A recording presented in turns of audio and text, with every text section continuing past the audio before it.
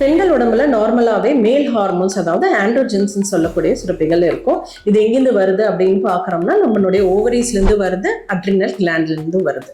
So இதனுடைய function என்ன அப்படின்னு பார்த்தோம்னா, இது நம்மளுடைய மசில் ஹெல்த்துக்கு இம்பார்ட்டன்ட், நம்ம போன் ஹெல்த்துக்கு இம்பார்ட்டன்ட், ஹார்ட் ஹெல்த்துக்கு, செக்ஷுவல் ஹெல்த்துக்கு, நம்ம லிபிடோக்கு ரொம்ப ரொம்ப இம்பார்ட்டன்ட்.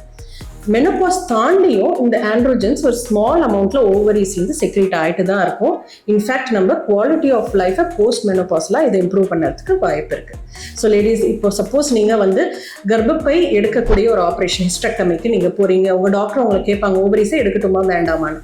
அப்போ இந்த பாயிண்ட்டை எப்பவுமே ஞாபகம் வச்சுக்கோங்க.